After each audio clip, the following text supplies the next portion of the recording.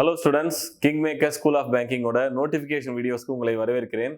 இப்போ வந்து பார்த்தீங்கன்னா ஐபியிலேருந்து அனௌன்ஸ்மெண்ட் வந்திருக்கு. போன வாரம் ஒரு அனௌன்ஸ்மெண்ட் வந்தது ஆஃபீஸர் ரேங்க்குக்கு. இப்போ வந்து செக்யூரிட்டி அசிஸ்டன்ட் எக்ஸிக்யூட்டிவ்னு சொல்லிட்டு ஒரு அனௌன்ஸ்மெண்ட் வந்திருக்கு.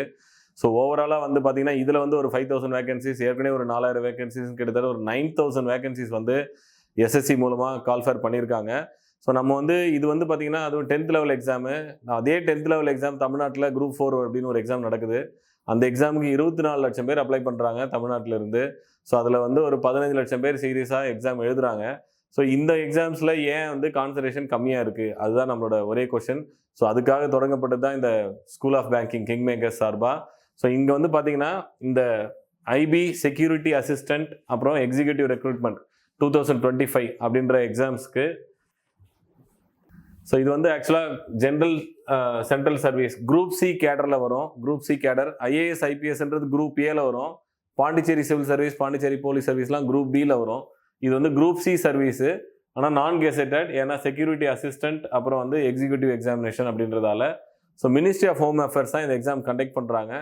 ஸோ 5000 வேகன்சிஸ் 4987 வேகன்சிஸ் கொடுத்துருக்காங்க. நம்ம தமிழ்நாடு எஜுகேஷன் லெவலில் டாப் 4ல் இருக்குது அப்படின்னும் போது கண்டிப்பாக இந்த வேகன்சியில் நம்ம வந்து ஒரு 1000 வேகன்சியாவது தட்டிட்டு வரணும். அதுதான் வந்து ஜென்யூனான ஒரு கவுண்ட்டாக இருக்கும். ஸோ ஏஜ் குரூப் பாருங்கள் 18 வயசுல இருந்தே. ஸோ அதனால் நான் காலேஜ் கோயிங் ஸ்டூடெண்ட்ஸ்க்கு கண்டிப்பாக சொல்கிறேன், இப்போதுலேருந்தே எழுத ஆரம்பிங்க. ஃபஸ்ட்டு எழுத ஆரம்பிங்க. இந்த வருஷம் எழுதுனீங்கன்னா தான் உங்களுக்கு அடுத்த வருஷத்துக்கு ஒரு ஐடியா கிடைக்கும். ஸோ 18 வயசுலேருந்தே இந்த எக்ஸாம் எழுதலாம். ஸோ பே ஸ்ட்ரக்சர் பாருங்கள் 69,000 வரைக்கும் வருது. ஆக்சுவலாக 18 வயசில் ஒரு 10th குவாலிஃபிகேஷனுக்கு 69,000 வரைக்கும் இனிஷியல் சேலரியாக தர்றது கண்டிப்பாக இந்த ஜாபில் தான், சென்ட்ரல் கவர்மெண்ட் ஜாபில் தான். ஏன்னா 6th pay 7th pay commission பிரகாரம் லெவல் 7 சேலரி கொடுக்குறாங்க. சரிங்களா? So ministry of home affairs conduct பண்ணுறாங்க. ஸோ இந்த எக்ஸாம் வந்து ரொம்ப சிம்பிளாக சொல்லலாம் பாருங்கள். Current affairs 20 question, general studies 20 question, numerical aptitude, reasoning, இது எல்லாமே டிஎன்பிசி சிலபஸ் தான். ஸோ எக்ஸ்ட்ராவாக டிஎன்பிசியில் தமிழ் இங்கிலீஷ்னு தனியாக சூஸ் பண்ணுவோம், இதில் இங்கிலீஷ் சூஸ் பண்ணுறோம், அவ்வளோதான். இந்த 20 மார்க் இங்கிலீஷ் தான் நம்ம வந்து நிறைய பேர் கலந்துக்காததுக்கு காரணமா அப்படின்னா கண்டிப்பாக ஏற்றுக்க முடியாது. ஏன்னா தமிழ்நாட்டில் இப்போ நிறைய இங்கிலீஷ் மீடியம் ஸ்டூடெண்ட்ஸ் இருக்காங்க. ஸோ அதனால் இந்த 20 மார்க் இங்கிலீஷை கண்டிப்பாக நம்ம ஈஸியாக தட்டி தூக்கிடலாம். Tyre 1 exams. ஸோ இது வந்து எஸ்எஸ்சி எக்ஸாம் ஸ்ட்ரக்சரில் நடக்குது.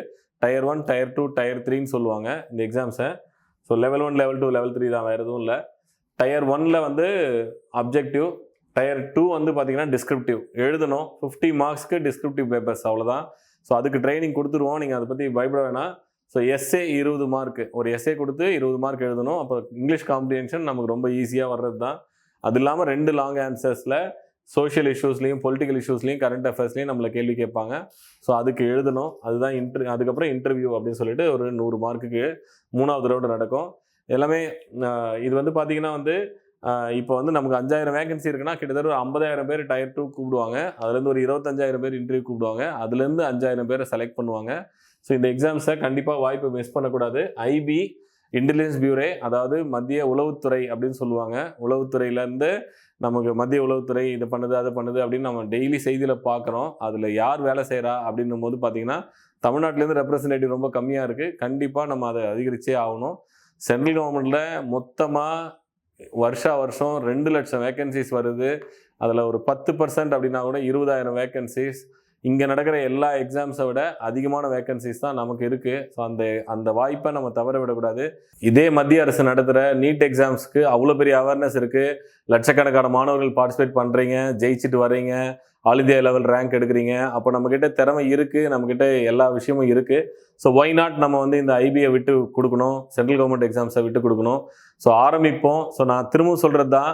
ஸோ பிளான் என்ன அப்படின்னா வந்து பார்த்தீங்கன்னா உங்களுக்கு வந்து இது வந்து நோட்டிஃபிகேஷன் டேட்டு ஜூலை 26 வந்தது. சரிங்களா? ஆகஸ்ட் 19 நமக்கு லாஸ்ட் டேட் அப்ளிகேஷன். ஸோ அதுக்குள்ளே நீங்கள் அப்ளிகேஷன் அப்ளை பண்ணணும். சரியா? ஸோ அப்ளிகேஷன் லாஸ்ட் டேட் வந்து ஆகஸ்ட் 17th. ஸோ நாங்கள் சொல்கிற ஸ்டைல் இதுதான். பேட்ச் டைமிங்ஸ் வந்து பார்த்தீங்கன்னா ஃபுல் டைம் படிக்க போகிறீங்க, காலேஜ் முடிச்சிட்டிங்க அப்படின்னா உங்களுக்கு இது கண்டிப்பாக ரெகுலர் பேட்ச் தான் ஃபிட் ஆகும். காலையில் 2 கிளாஸு, மதியானமே டவுட் செஷன், டெய்லியே டவுட் செஷன், திங்கள் டு வெள்ளி, சனி ஞாயிறு நீங்கள் படிச்சுட்டு திருப்பி வந்து திங்கட்கிழமை எக்ஸாம் எழுதிட்டு ஆரம்பிக்கிறதுக்கு கரெக்டாக இருக்கும். ஸோ இது வந்து நாங்கள் 3 மாதத்துக்கு ஒரு தடவை ரிப்பீட் பண்ணுவோம். ஸோ எஸ்எஸ்சியில் ஜாயின் பண்ணிங்கன்னா எவ்ரி 3 months ஒன்ஸ் வந்து உங்களுக்கு அடுத்தடுத்த சைக்கிள் போயிட்டே இருக்கும். அடுத்த சைக்கிளில் நீங்கள் கிளாஸ் மொத்தமாக அட்டன் பண்ண தேவையில்லை. எது உங்களுக்கு டவுட் இருக்கோ அது மட்டும் அட்டன் பண்ணிக்கலாம். இல்லை நான் டெஸ்ட் சீரிஸ் மட்டும் எழுதிக்கிறேன், ஏன்னா இப்போ ஐபி வந்திருக்கு, 10,000 வேகன்சி வந்திருக்கு. இது மாதிரி அடுத்தது ஒவ்வொரு எக்ஸாமாக வந்துகிட்டே இருக்கும் எஸ்எஸ்சியில். அது ஒரு 12 எக்ஸாம் இருக்குது. ஸோ ஒரு எக்ஸாமுமே நீங்கள் கிட்டத்தட்ட ஒரே மாதிரி சிலபஸ் தான் இருக்கும், கொஞ்சம் கொஞ்சம் தான் மாறும். ஸோ அதனால் நீங்கள் என்ன பண்ணலான்னா ஃபஸ்ட்டு 3 மந்த்ஸ் ஃபுல்லாக படிச்சுட்டு அதுக்கப்புறம் தேவையான டவுட்ஸ் மட்டும் எடுத்துக்கிட்டு, இல்லைனா டெஸ்ட் சீரிஸ் மட்டும் அட்டன் பண்ணிட்டு அதனுடைய டவுட் செஷனை மட்டும் நீங்கள் மத்தியானம் மட்டும் வந்து படிச்சுக்கலாம்.